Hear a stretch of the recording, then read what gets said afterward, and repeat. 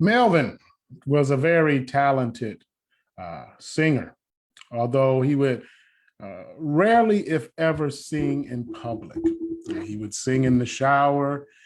He would sing in his house. He would just go around singing. One day, a friend of his said, well, you know, the church choir is having some auditions. He said, no, I don't think I'm going to do that. And so his friend looked at him and said, Mel, don't hide your gift. Don't hide your gift, Melvin. We are talking over these next couple of days about calling. And some might wonder, if we're talking about calling, why are we talking about gifts, spiritual gifts? And the reason that we're talking about spiritual gifts is because it is our spiritual gifts which allow for us to enact our calling, to live out our calling in the way that God would have for us to live. He gifts us. He gives us gifts in order to be able to fulfill that calling. And so what we're going to do today is we're going to look at a passage of scripture. It is from the book of Matthew, and it talks about properly using our gifts to live out our calling. It is the parable of the talents. So let's share our screen here.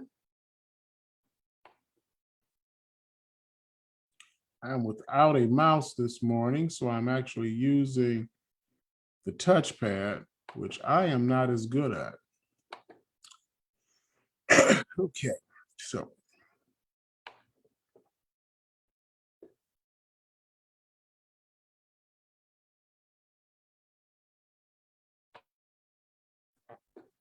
we're going to make this work.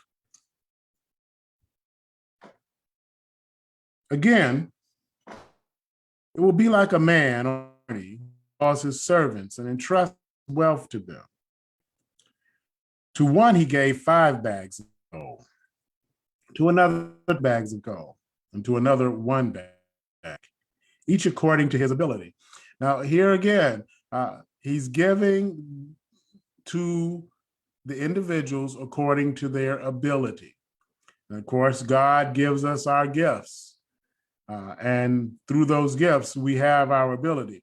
We won't get into it today, but we'll also at some point discuss the difference between God-given gifts and talents, because they are different. Let's scroll down here, see if it, oh, I didn't want to do that. Okay, I didn't want to do that either. Yeah, operating without a mouse is not prime for me. Okay, here we go. After a long time, the master of those servants returned and settled accounts with them. The man who had received 5 bags of gold brought the other 5 bags. Master, he said, you entrusted me with 5 bags of gold. See, I have gained 5 bags. I've gained 5 more. His master replied, well done, good and faithful servant. You have been faithful with a few things. I will put you in charge of many things. Come, share your master's happiness. The man with 2 bags of gold also came. Master, he said, you entrusted me with 2 bags of gold. See, I have gained 2 more. His master replied, well done, good and faithful servant. You have been faithful over a few things. I will put you in charge of many things. Come and share your master's happiness. Then the man who had received 1 bag came. Master, he said, I knew that you are a hard man, harvesting where you have not sown and gathering where you have not scattered seed. So I was afraid, and I went out and hid your gold in the ground.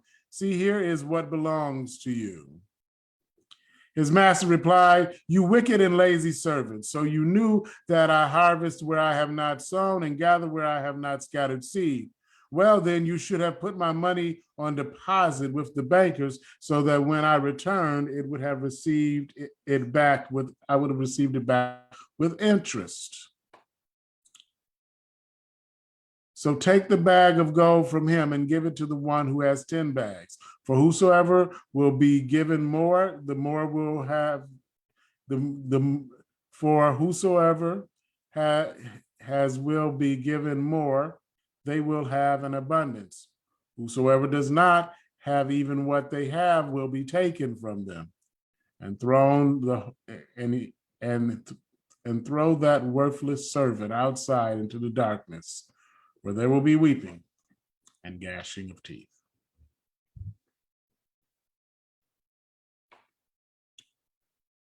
Okay, so let's talk about this a little bit. Gifts, God gives them to us.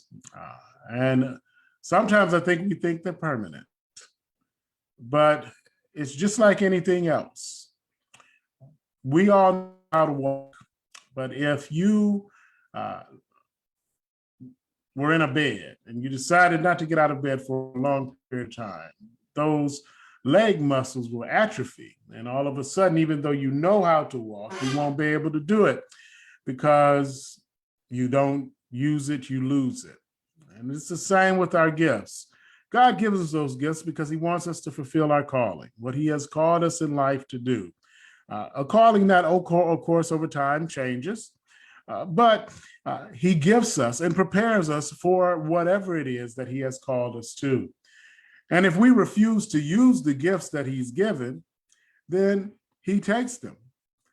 You see, what we have to understand is we cannot thwart God's plan. God's plan is going to be fulfilled, whether we choose to do what he calls us to do or not. The difference is, will we be used or will we not be used by him to fulfill that plan? We don't want to be like that third servant. The problem with the third servant is that he did nothing. And what does the owner say? You could have put it in deposit. That wouldn't have required a whole lot of work, but he did nothing. He did not use the gift that was given to him. He did not fulfill the calling that was given to him, and he lost it. It's the same with us and God. What is your calling? What are the gifts God has given you? How has God gifted you in order to continue to build and grow his kingdom? You may not even know what that is. If that's the case, get on your knees and pray. Ask God to reveal to you, God, what is it that you would have me do? God, how is it that you would have me to do it? Know this, that whatever that calling is, God has prepared you for it, and he will gift you for it. He will not leave you alone. He will not leave you unprepared. However, you do have to have the willingness to go. And if you do that, God will be with you. He has prepared you. He has given you all that you need in order to succeed with him. So do not hide your gifts. Use them. May the Lord bless you and keep you. May heaven continue to smile upon you and grant you peace. That is my prayer for you. God bless you, my friends.